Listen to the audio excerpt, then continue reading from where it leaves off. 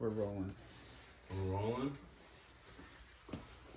And we're recording. And we're live. We're live. We're back. We're no. not going to say the same thing again. Yeah, nah. No, so this is what, take 3, No, take Maggie. 4 for the comeback? Alright, Maggie, you gotta fucking stop, dog. Shut With up. Maggie in the stew going ballistic. So it is January the 27th, right? 2023. Yes, and I have a show tonight. Real quick, I just want to say, I was pushing her off because of the video purposes. I do love Maggie. I just want to say. Yeah, no, Maggie, like you can manhandle Maggie. She don't give a don't. darn. So you got a show tonight. Triad Theater. There's still a couple tickets left, but we're rolling deep. We're steady mobbing to the John Bongo comedy show. But it's not John Bongo anymore. No, I took that out. It's unprofessional, apparently, in the comedy world. So, but I agree with. I think John Esposito's good.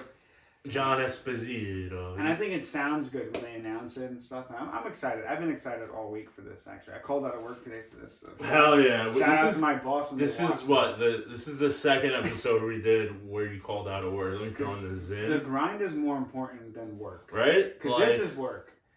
So if you followed the pod, you would know that like 2022 was not my year. Gary Xisa had a terrible 2022.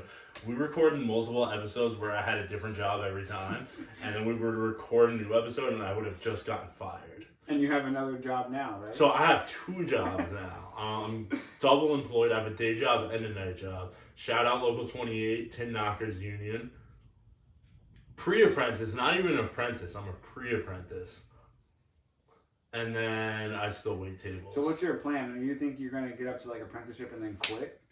And Absolutely not. And like join the iron workers and then do the same thing? No. That'd be a waste of doggone time. No, you know what's even better? If you just get a 401k for like 20 years and then just be like, I'm done. And go to a different thing and start a brand new 401k. Well, I don't have a 401k. I have an annuity and 2 pensions. Whatever you want to get. Yeah, no, I'm not doing that. I'm going to knock tin. I'm going to install ductwork. I'm going to knock tin. The tin knockers. So, yeah, I barely got any pussy last year. It was horrible. And this year you've been killing it. I haven't gotten laid this year yet. Oh yeah, this year just started. I have some, like, leads, but I'm just, like, over it. Like, you know? I feel that. But that's gonna pass, and then I'm just gonna be horny as fuck again. I want to fuck someone tonight in the show. I hope you get bust up some cheeks tonight. Yeah.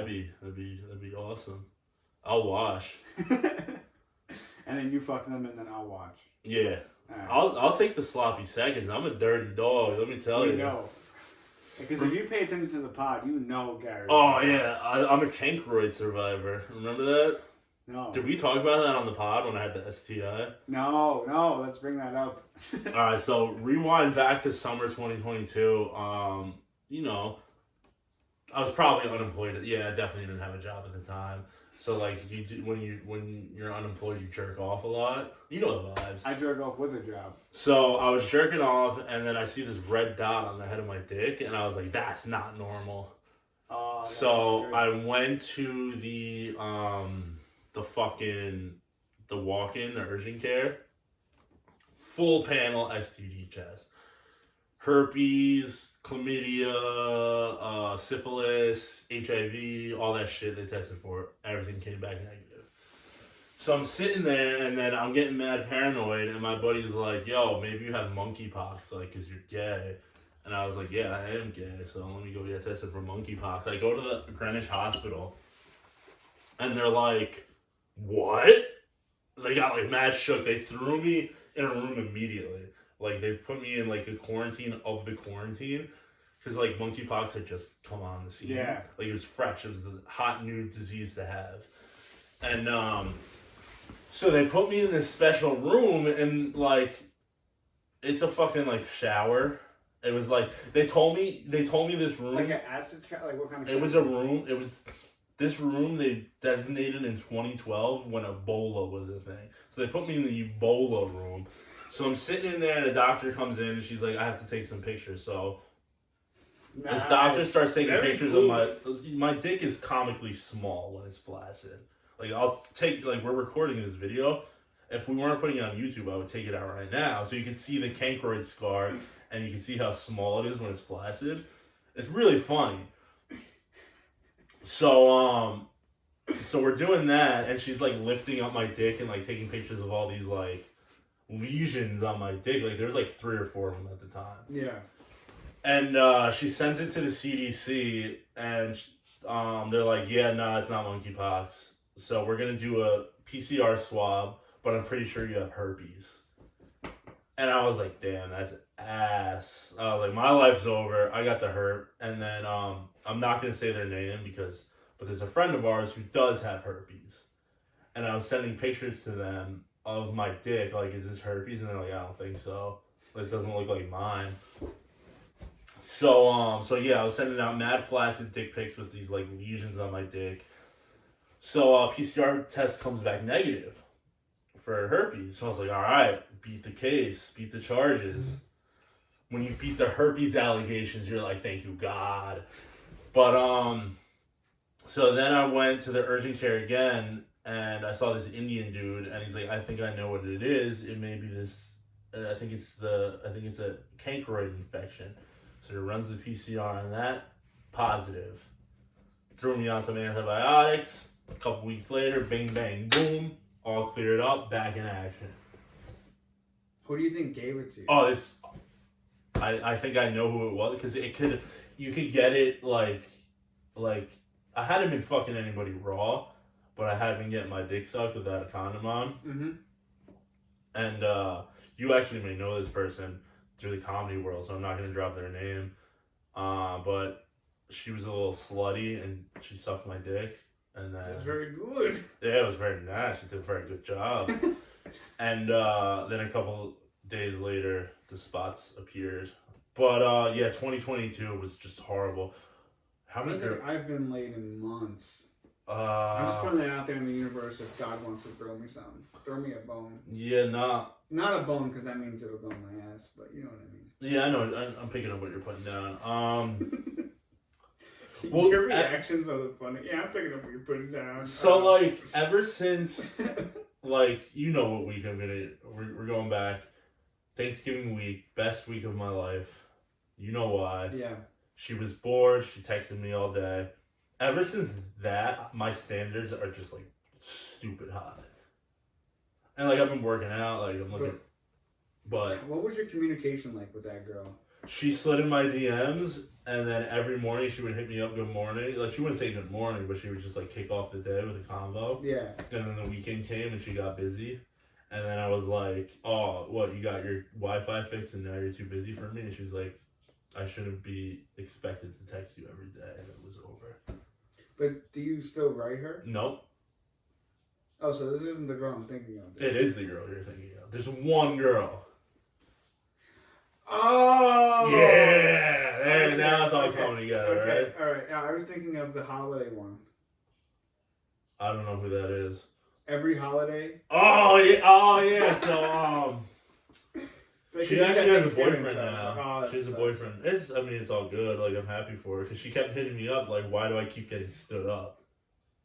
Like, is there something wrong with me? Like, why are all these dudes making plans with me and then standing me up? So what had happened was, when did it start? It started Halloween. On Halloween, I texted her spooky Halloween sex. Yeah. And she said, all right, come over at 10:30. I just didn't go over. And then a couple days after Christmas, I hit her After she already told you, I don't want to get stood up, you stood her up? This was like, this was before she started getting stood up every other day. Right. And then I hit her up on Christmas, or a couple days after Christmas, said, Holly Jolly Christmas sex. Yeah. And she said, well, you didn't come last time, so what's the point? And then, like, January 2nd, I texted her and I was like, ball dropping New Year's sex. And then, not this past Monday, the Monday before, I said equal rights MLK sex. And she said, Jesus fucking Christ. I just imagine her getting those texts, like, what the fuck? Well, now she's got her man, so I don't want to disrespect her mans. Because, like, at the end of the day, I became friends with this person. Yeah. Because, like, I'm the type of dude, like, there's this girl I used to hook up with, oh my god, this was so long ago.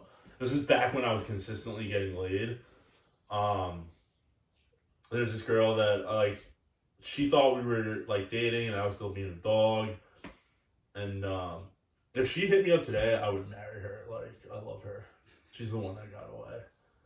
No, the one that got away was in South Carolina. Oh, Julie! Oh, Julie! I forgot about Julie. That's the one. So, anyways, she's just a small town girl. She was so drunk, bro. She would have sucked my dick in a parking lot. Yeah, and then that stupid loser took her home. Oh, that doofy fuck. I can't believe he was able to take her home. I mean, her friend was bad. Oh God. But that black dude was buying them mad shots, and we were broke from the dollhouse. Oh yeah. So anyway, shout out to the dollhouse. Don't ever go It's not the dollhouse. It's the dollhouse. The dollhouse. If you're stacking Benjis, go there because you will have the best night of your life. Yeah, but if you're like poor like us, do not go there. Yeah. Shout out to all those girls from that college though. Coastal Carolina. Oh my God, what was that one that I forgot her name. I forget too. You were the one who talked. Yo, oh my God. So check this out. John and I, right before I started my apprenticeship with the union, my Aunt Dorothy hits me up and she's like, "Hey, you should come visit me." I was like, "Listen, Aunt Dorothy, like, I don't know when, like, I'm not gonna have time off anytime soon." She was like, "Well, why don't you come next week?" I was like, "I don't have money for a ticket." She's like, "I'll fly you out." I was like, "All right," and then I let John know, and he was like, "Yo, can I come?" Like, jokingly, you weren't serious. You're like, "All right, I'll come with you." And I was like, "Yo, you actually could. Like, they won't have a problem." So, like, last minute, we go out to Myrtle Beach, and we go out, and we walk into this bar on a Tuesday night in, like, what was it, November? So, like, Myrtle Beach was dead as hell. Yeah. And there's, like, these sorority girls from Coastal Carolina there, and this, like, she was bad. She was a baddie. Like 4'2". She was not 4'2". She was like 4'11". She was either 5 feet or 2 inches shorter than that. She was beautiful. But just like fit, like perfect body. And she locks eyes with John and gives him one of these his fingers, come here.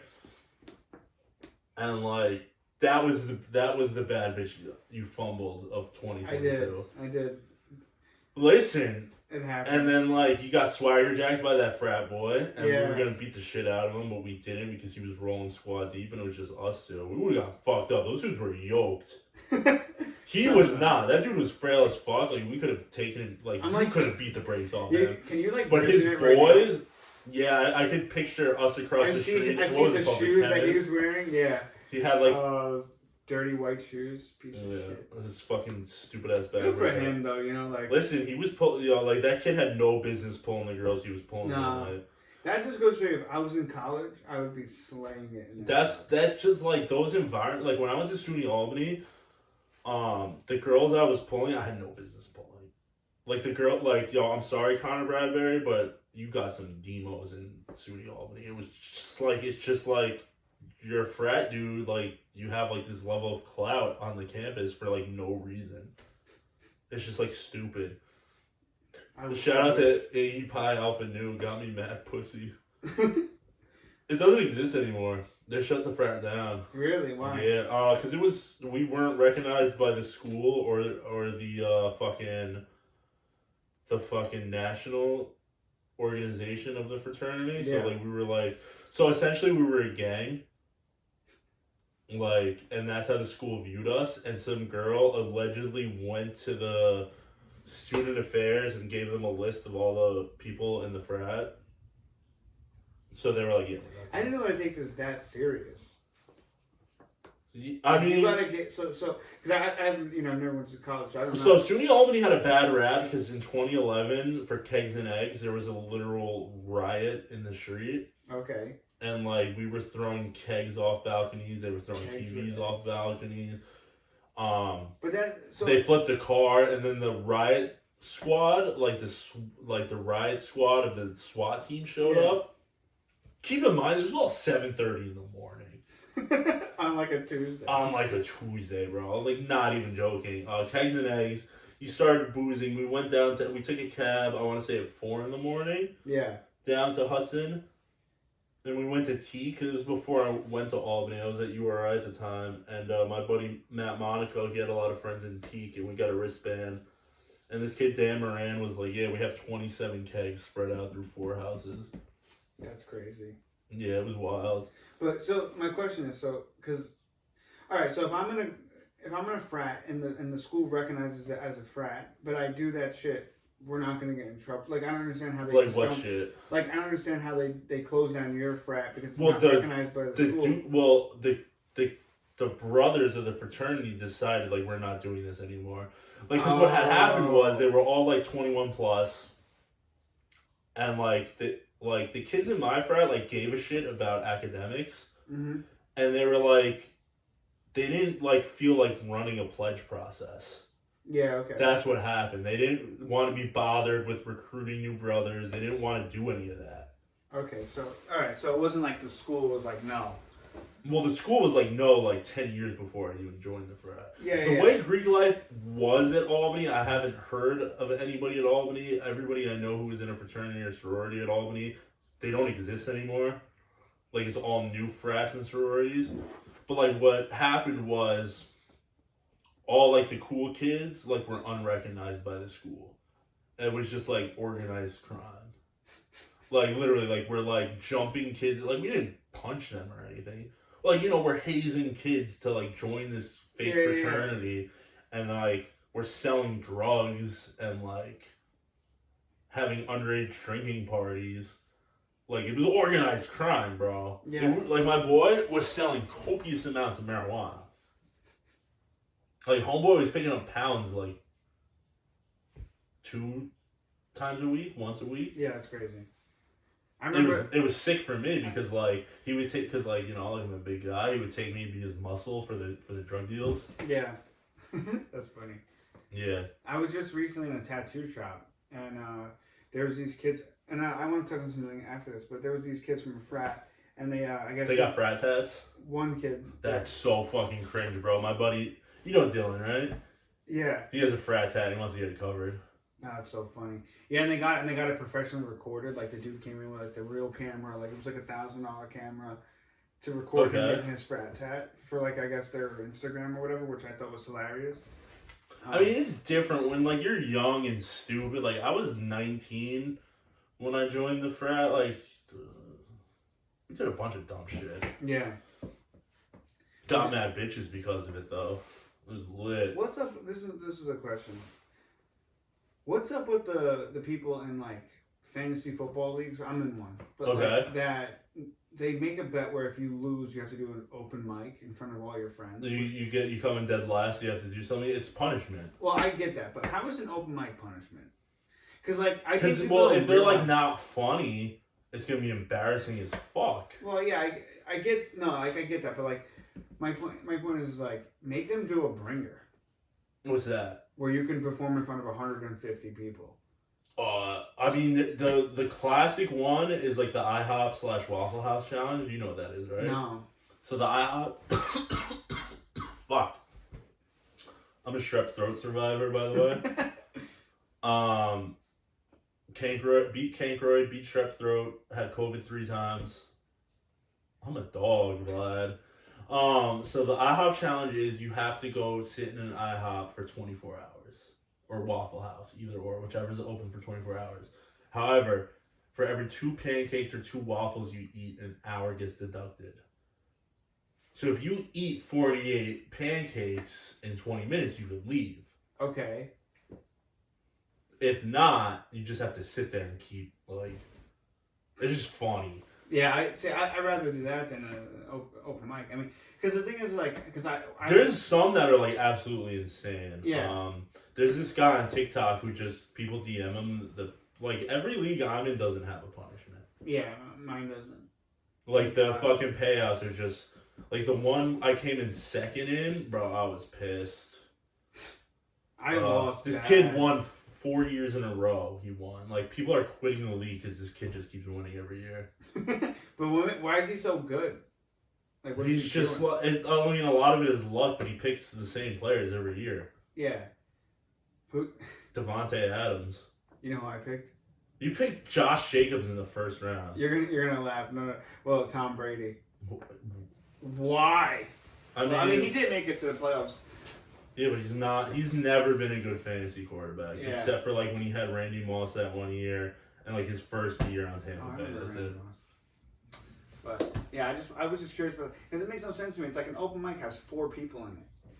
So it's not really that embarrassing. And you know what fucking sucks about those kids coming in doing open mics?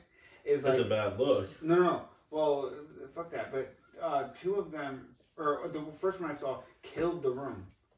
I mean, like, this dude was like killed it, natural at it, you know? And I was like, yo, you should come back. And I, got his info. He never, he's not. He was just like, I'm here because I lost my fantasy football. Yeah, and I was like, yo, you did so well that, like, you could probably.